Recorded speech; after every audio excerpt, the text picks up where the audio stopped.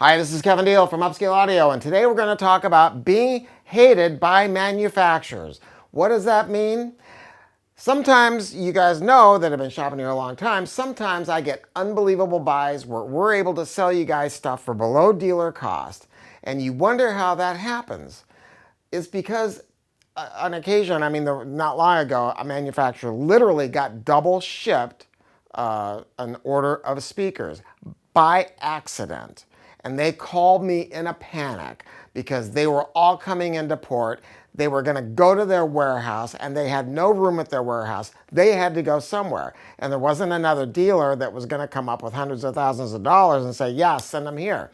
So when I bail somebody out of a situation like that, or not bail somebody out, look, if I'm going to make a smoking deal with somebody, I want it to be a smoking deal because I'm here to work for you guys, not for them. So I was contacted by Musical Fidelity, and I love Musical Fidelity. And they said, well, we might have an opportunity for you. And I said, well, they said, you'll be able to sell this amplifier and give people 20% off on a Musical Fidelity. Musical Fidelities don't get discounted. This amplifier is $9.99. You can sell it for $7.99. I said, that's not happening. Well, and then we went back and forth. Well, you'll be able to sell it for $6.99 plus shipping. I go, that's not going to happen. Look at the price on my website. Look at the fact that we're including shipping. This may be the coolest thing I've ever done in the world of electronics in many, many years. And why is that? Because at this price point, you normally get an amplifier that's going to have a Wimpo Vision. It's either going to be a switching amp. There's no reason to make a switching amp except for one. They are cheaper to make. Teensy weensy little power supply, little wimpy output devices, not much going on, and God, I just can't stand them. I don't want a switching amp. I want a big ballsy amp. I want a nice big transformer. But you don't get that at this price point. This amp at $9.99 is an amazing amp. Now they say it's 60 watts per channel. The truth is, I found out a little secret. This is essentially the same circuit as the previous model M3 from Musical Fidelity. All they did is they repackaged it where it does not have a phonostage and a DAC in it. And I said, hooray for that. Why? Because you don't want to have a DAC built in.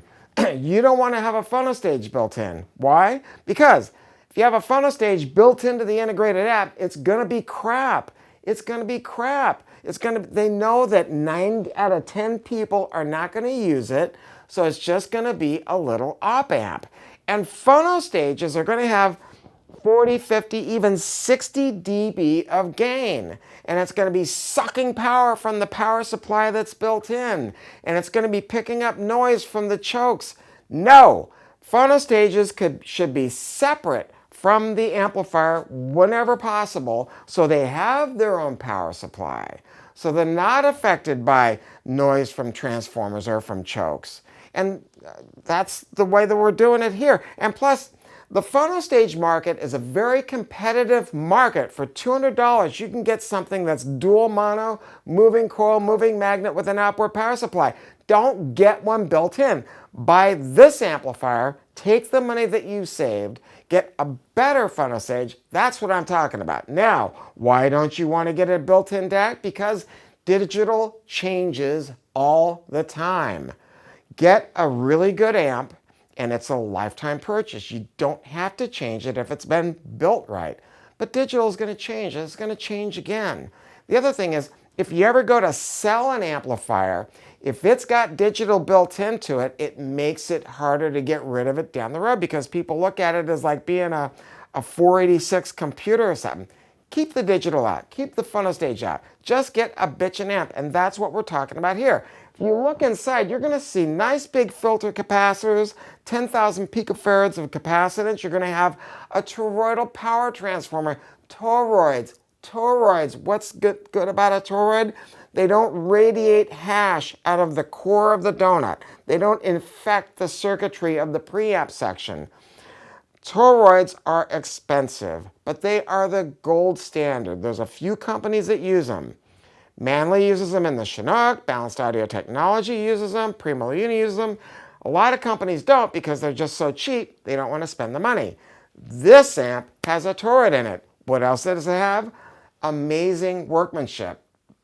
The faceplate, and I hope we get a close-up shot of this. The faceplate on this, if you compare it to the other stuff you get at this price point, it's always, they're just plastic knobs and like a plastic faceplate. Not here. This is beautifully made product. I mean, it looks expensive. Well, because it is expensive.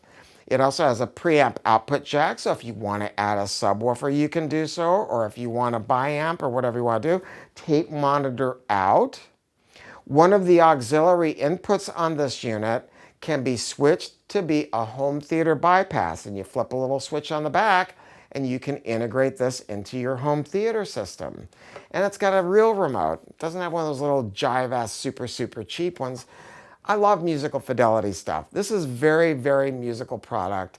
I don't mind that I'm not making much money on them because I just think that this whole high-end audio thing has kind of gone off the rails, and I want you guys to get a good deal.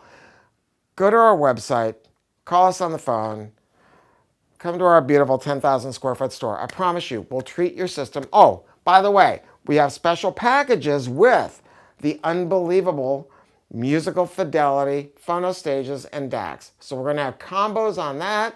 And if you want to get speakers too, we'll get you a nice package price to save you money on the speakers. That's it. Thanks for shopping.